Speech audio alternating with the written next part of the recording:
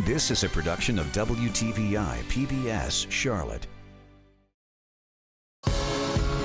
Welcome to the 2015 Regional STEM Awards, recognizing terrific teams and teachers from Ashe, Cabarrus, Gaston, Iredell, Mecklenburg, and Union counties.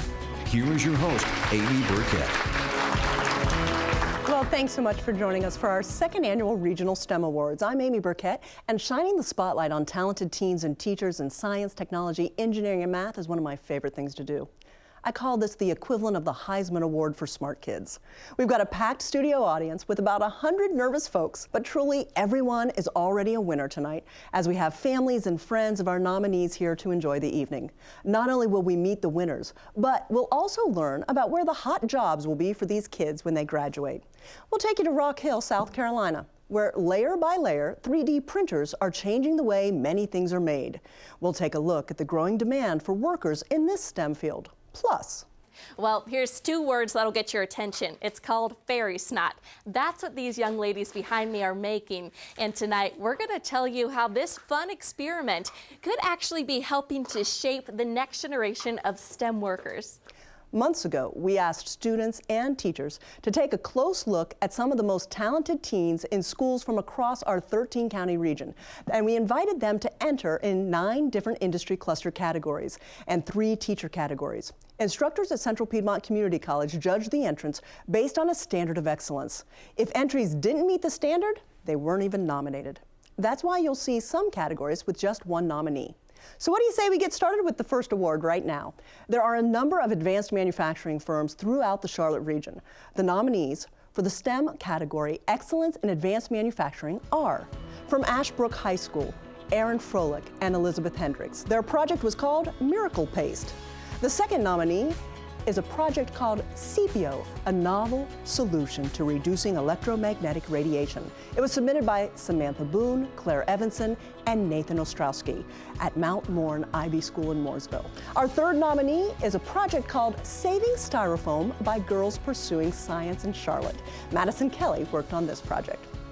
And the winner for Excellence in Advanced Manufacturing is Project CPO, a novel solution to reducing electromagnetic radiation by Mount Bourne IB School in Mooresville. Congratulations.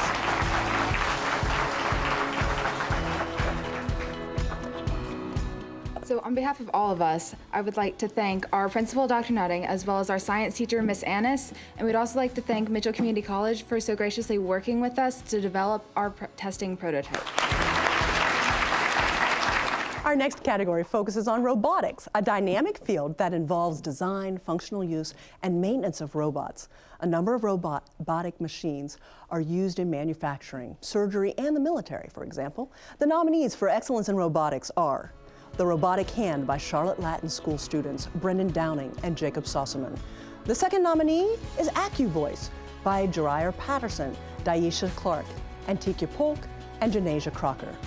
They're with Girls Pursuing Science. The winner of the Excellence in Robotics goes to Robotic Hand by Charlotte Latin students Brendan Downing and Jacob Sossaman. Congratulations, gentlemen, and I love the bow tie. First and foremost, I'd like to thank our engineering teachers, Mr. Dubik and Mr. Taylor. They've been great support throughout the year with developing our hand. I'd like to thank my parents, absolutely, because they've supported us throughout the entire time. I'd also like to thank my parents for helping us and allowing us to finish this in the late nights we worked. Now, where would any of us be without great teachers who challenged and encouraged us every step of the way? Our next award recognizes teachers who raise the awareness and education level of students in STEM fields and how they're able to integrate STEM components into the classroom. The winning project in the category of Best STEM Integration is Cross-Curricular Engineering Integration by David Taylor, who teaches at Charlotte Latin.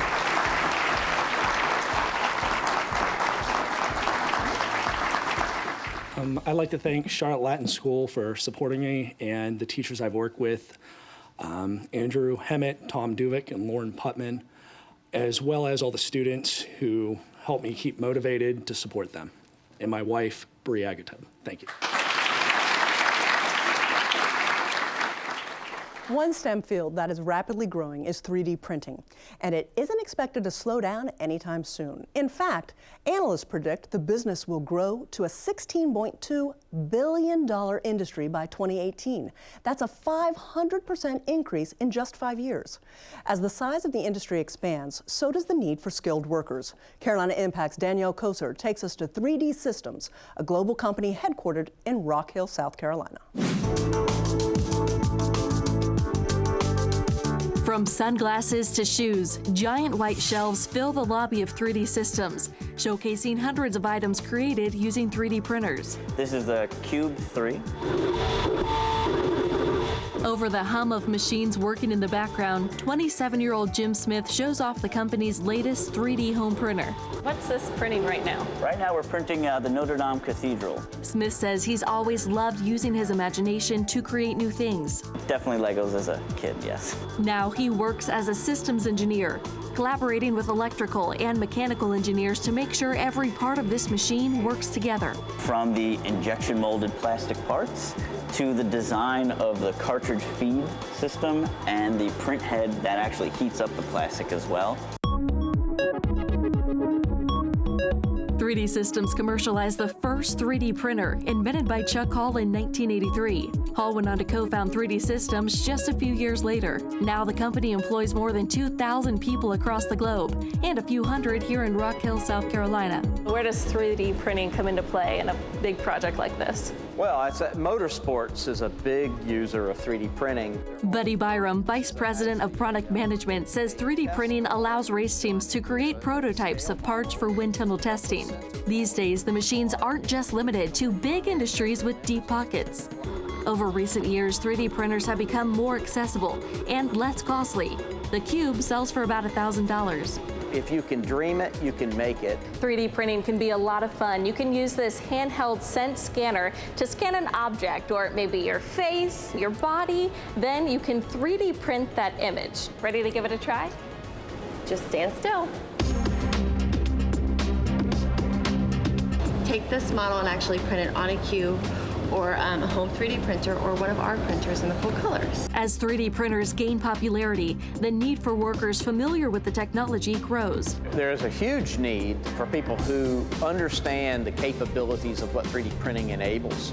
Data company Wanted Analytics says the most in-demand 3D printing jobs are industrial engineers, mechanical engineers, and software developers. According to the Bureau of Labor Statistics, industrial engineers in North Carolina make, on average, $79,000 a year. Mechanical engineers make about $85,000, and software developers bring in about $94,000 a year. You can control it from your smartphone.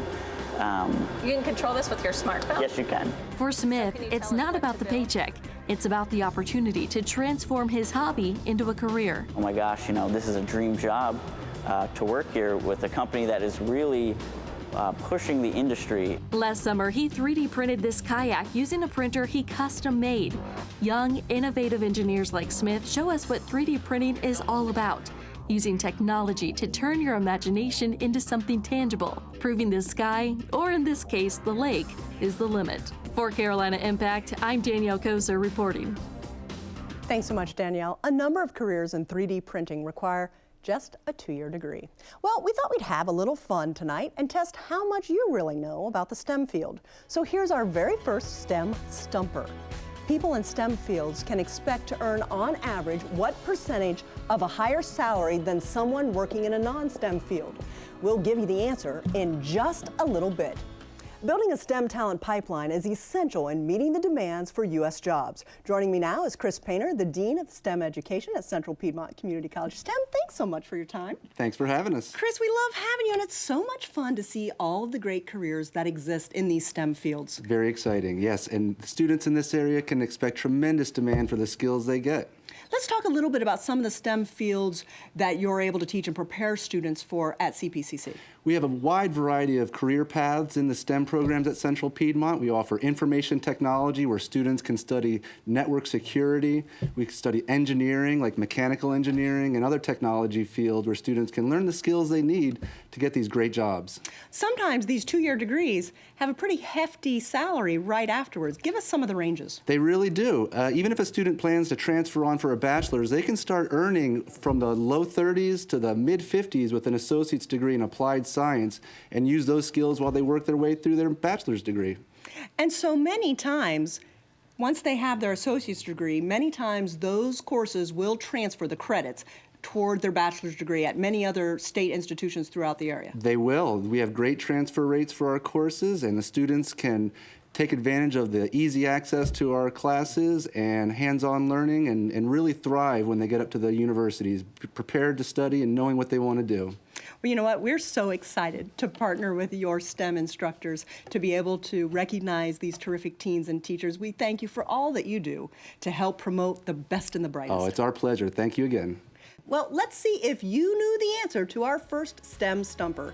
People in STEM fields can expect to earn on average what percentage of a higher salary than someone working in a non-STEM field? Well, we're looking for the national number, which is different here in North Carolina. The answer is 26% more money, and they're less likely to experience job loss. Hi, I'm Beverly Doran-Steele, Education and Outreach Coordinator here at your public television station, WTVI PBS Charlotte. But you probably know me as Miss Bev, minus Seymour Good Stuff. You know, our next category is Excellence in Energy, and there are a number of nominees.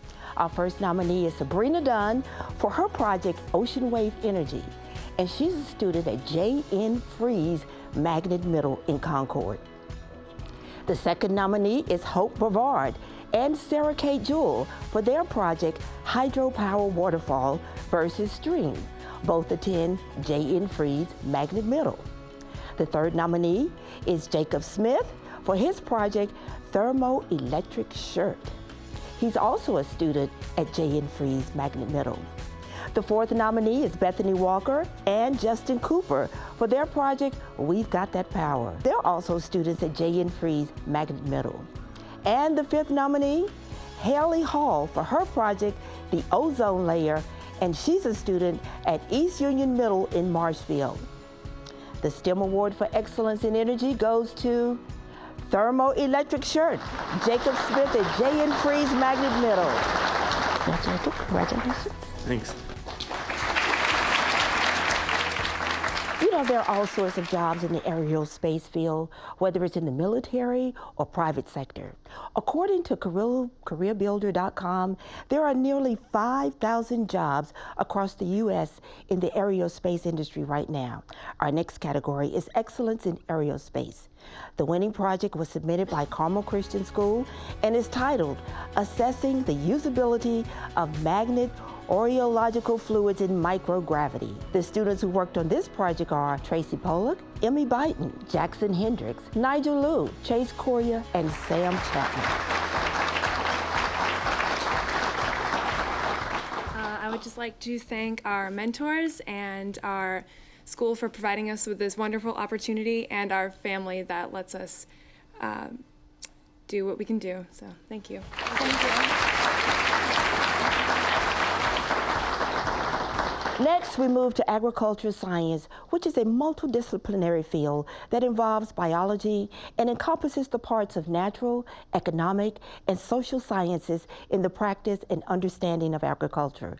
The winner of Excellence in Agricultural Science Award is ASHLYN Sheehan with Girls Pursuing Science for her project entitled Smart Snake. I'd like to thank everyone who helped me make this possible.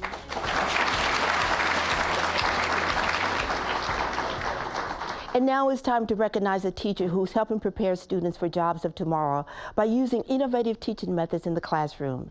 The STEM Award winner for the most innovative teacher goes to LORELEI BEIGHTOL for her project, Classroom to Space. And she teaches at Carmel Christian in Charlotte. First of all, thank God for this opportunity to pour into children, and thank our administrators, Van Wade and Jack Kelly, for making this opportunity possible, and my fellow teacher, Jen Bowden. Without her, we wouldn't have been able to do this. So, to space and beyond. When you think of a career in the medical field, what comes to mind? A doctor or a nurse perhaps? Those careers require a college education and about 4 years plus a residency in some cases. Well, not to mention the possibility of racking up thousands of dollars in student loans. But there are a number of other occupations in the healthcare field that offer a nice income with just 2 years or less at a community college. Carolina Impact's Jeff Rivenbark introduces us to a few jobs that rely on a variety of STEM-related skills you may not have considered. Medican County Fire, what's the address of the emergency? When accidents happen, We're responding. every second could make the difference in a life and death situation. Beth Rimmer has been a paramedic for 15 years. When she's driving to a 911 call, she's thinking about a lot. Is it a medical, a trauma? Do we have a pediatric patient? Do we have an adult patient? She depends on math and science every day. We have to calculate drug dosages. We have to calculate patients' weight. I look at chemistry and anatomy. Some drug compounds you're not able to give together because they react with each other. Rimmer says you need to have a keen sense of your surroundings. Sometimes you kind of feel like you're Sherlock Holmes and you're going into a situation and you don't know what's happening, but it's that intrigue and that mystery of trying to figure out the puzzle and put everything together. You working in our field? Lester Oliva enjoys talking with high school students about careers in emergency medical services. From the time we get a 911 call to the time we're actually done with the 911 call, right now we're averaging 66 minutes. These advanced high school students visit a number of rooms staged to look like a real emergency scene. And that's why we practice. So when we come to this house, looking around, being aware, examining this patient, becomes second nature. In this room, students discover a mannequin on the floor choking on a balloon. Wendy De Leon Hernandez uses forceps to remove it. I've been to the hospital a lot. I've been inside ambulances. I've talked to paramedics before. And I just like helping people out because I know I've been there and I know that I can help them. She starts college this fall and wants to be an emergency room nurse or EMT. I'm looking at it as giving my family a better future, because I'm going to be the first one going to college. Melissa Varia is with MECED's Career Pathways program, which shows students how science, technology, engineering, and math skills apply in the workplace. So we're trying to just make sure that students are aware of what their options are, particularly in STEM-related fields, because that's the wave of the future. That's where careers are going to be, and we want them to be prepared. For some students, a four-year college degree isn't an option. So Varia encourages them to consider community college programs as a first step toward reaching their career goal. Some of them they have dreams of going to become an RN or to become a doctor, but that takes a lot of time and a lot of money. And if they were able to participate in programs like this and come to Medic, be an EMT, that's one of the building blocks. The annual starting salary for an EMT is between $25,000 and $28,000. It requires 200 hours of training. A paramedic requires 2,000 hours of training. The annual starting salary is between $32,000 and $36,000. But you can save lives without working on an ambulance. Medic has a number of quality improvement analysts who research trends, call volume, and response times. This job requires a 4-year bachelor's degree. The starting annual salary is between $44,000 and $50,000. There's also a growing demand for workers in the biomedical equipment technology field. Workers install, service, and maintain medical equipment. A career as a biomedical technician is ranked 4th among the fastest growing occupations in North Carolina at the associate degree level. A biomedical technician must have an associate's in applied science degree, and the annual starting salary is more than $48,000. It's not something that people wake up and think about, paramedic, EMT, healthcare. This path can help guide them to their future healthcare careers, or they can stay here for 30 years. If helping others who are injured or sick interests you, a community college program could be a good step to determine if a lifelong career in the medical field is for you. For Carolina Impact, I'm Jeff Rivenbark reporting. Thanks so much, Jeff. By the way, the Biomedical Equipment Technology Program at CPCC will begin enrolling students this fall. Well, it's time for another STEM stumper between 2011 and 2015. What was the projected shortfall of qualified health IT workers? The answer is coming up. Joining me now is Mike Hogan, Associate Dean of STEM at Central Piedmont Community College. Mike, I understand there is quite a demand for folks in these biomedical fields. There is quite a demand. We're really excited about biomedical equipment technology. As you mentioned, it's starting this fall 2015. It's a program that we are developing in conjunction with Novant Health. They came to us asking for our help developing the program and supporting the community. We're excited. It really fits well with some other programs that we're offering, so we're excited about the opportunity.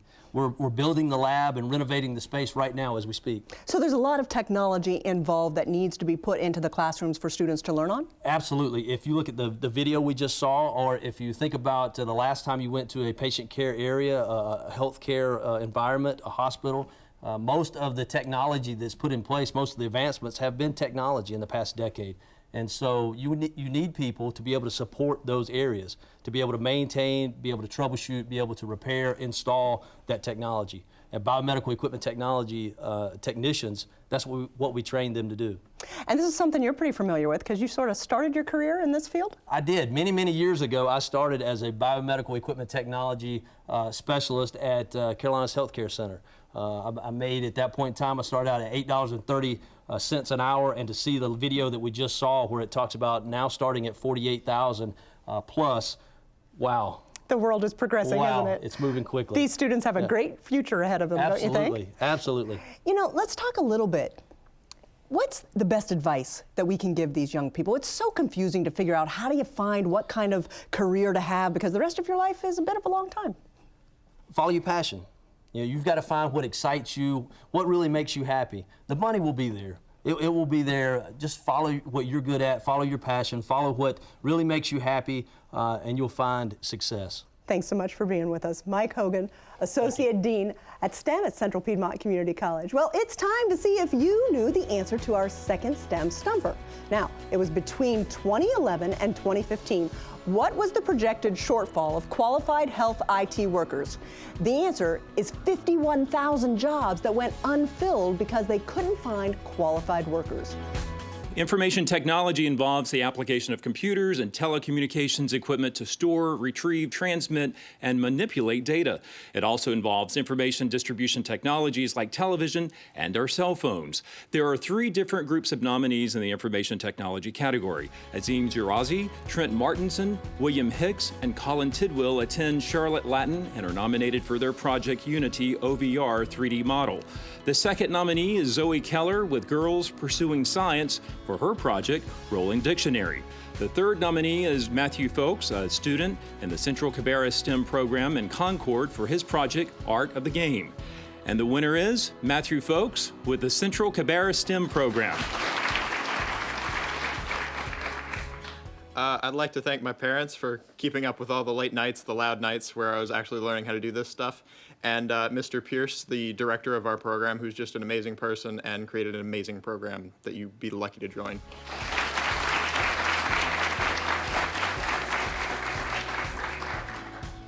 The healthcare industry is one that continues to need skilled workers in great numbers. By 2018, there are expected to be an additional 3.2 million additional new jobs, primarily due to the growing baby boomer population. We have 2 nominees in the healthcare category. Abby Inc. is nominated for her project, Abby's Disposable Sponge Glove. She is a student at Mountain View Elementary School in Jefferson. Our second nominee is Amariana Jenkins for her project, IntelliBrush. She is with Girls Pursuing Science in Charlotte. The STEM Awards winner is Abby Inc., a student at Mountain View Elementary School. Congratulations, Abby. I'd like to thank my school and my family who have helped me supportedly, and also my science teacher, Amy Gates. Thank you. Hello, I'm Carolina Impact reporter Danielle Koser. Well, from NASCAR to football, sports is huge here in the Piedmont. But did you know there's a lot of science that goes into building those fast cars and preparing athletes? Our next STEM award is for excellence in sports. And the winner of this award are Jaron Lindsay, Tierra Faulkner, and Joseph Williams. They attend Philip O'Berry Academy of Technology in Charlotte and worked on a project called Analytics of Berry Athletics. On behalf of all of us, we'd like to thank God. We'd like to thank Dr. Jones, our internship coordinator. We'd like to thank Mr. Amano and Mr. Clemens, and we'd like to thank Coach Bailey for allowing us to work with his excellent athletics program. Thank you. Now it's time for our last award, recognizing great teachers. You know, the teachers who inspired me the most were the ones who connected subjects in class with real world. For the STEM Awards, the best community connection goes to Jacqueline Thomas with Girls Pursuing Science. Thank you. On behalf of Girls Pursuing Science and our girls and all of their achievements, to our parents, our volunteers, and our mentors, we'd just like to say thank you to WTVI Charlotte for recognizing the importance of STEM education in our community. Thank you.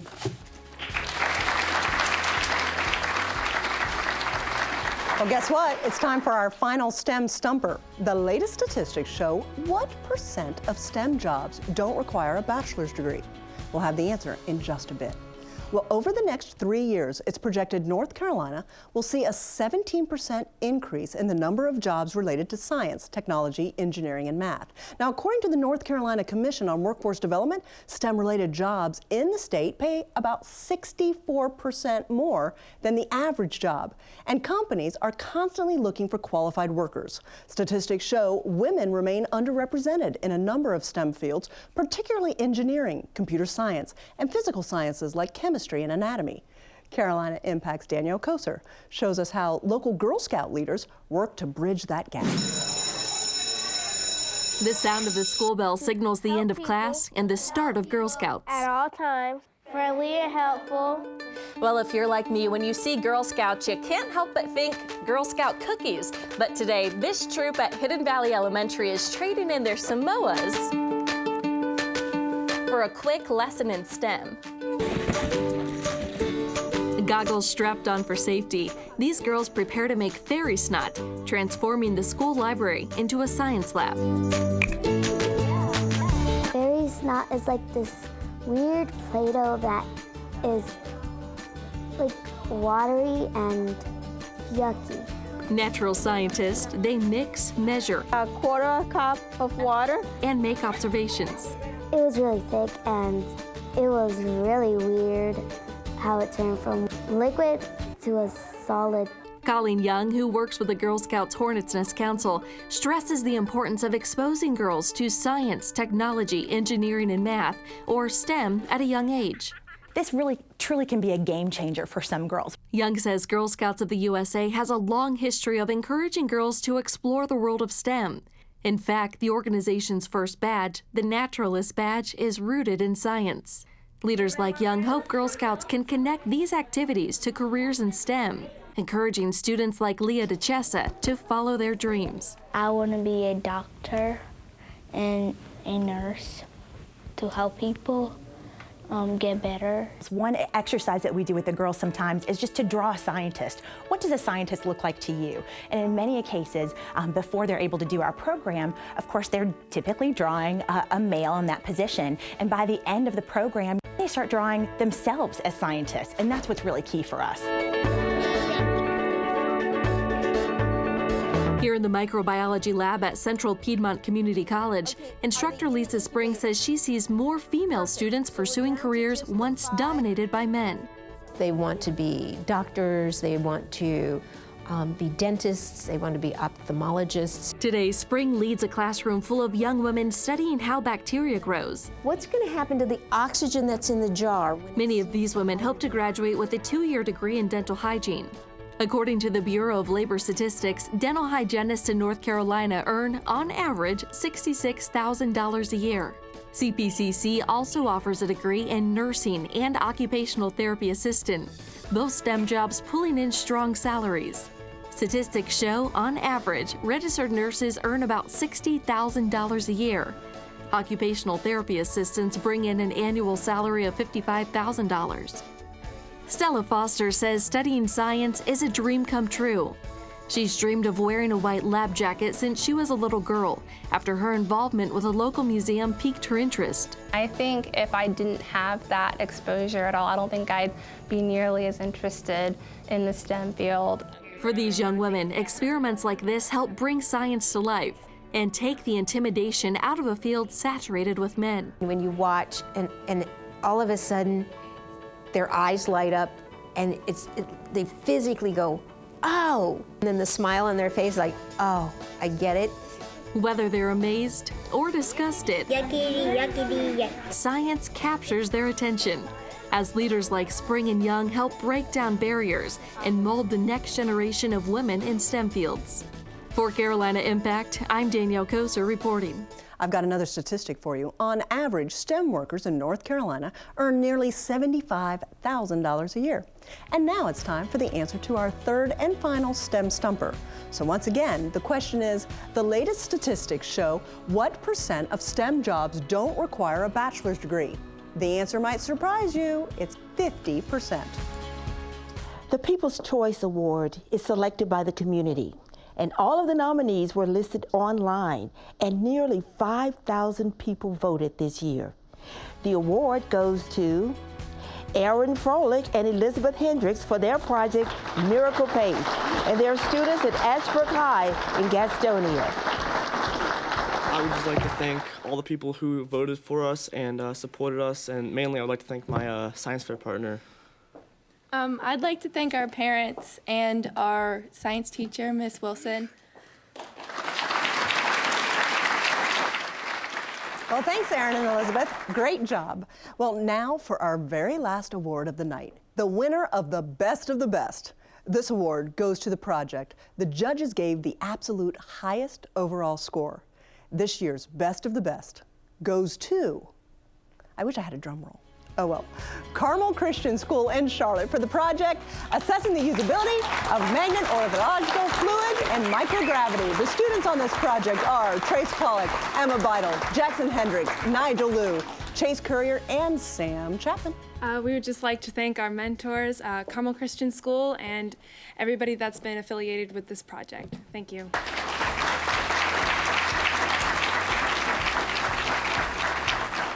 Well, a big congratulations to all of our winners tonight. We are so incredibly proud of all of their hard work. We want to encourage them to aim high and continue to focus on their academic success as they pursue their passions in life and make their dreams come true. I'd also like to thank our wonderful judges from the STEM department at CPCC and Amy Dowdy, who supervised our judging. We'd also like to thank Discover Technology from Charlotte for providing all of our award winners gifts, and of course, our entire crew here at WTVI PBS Charlotte. You may not know, but this is our 50th anniversary year, and WTVI has served this region by providing high-quality educational programming and nurturing our youth to achieve their goals. These STEM awards are just the latest way we're doing that. If you're watching and are a student or a teacher in grades 6 through 12, remember you can enter next year. Stay tuned to your public television station, WTVI PBS Charlotte, for all the details. And watch our website at pbscharlotte.org. Well, from all of us here at PBS Charlotte, thank you so much for joining us and have an incredible night. These kids and I have to go celebrate with some snacks. Good night, my friends.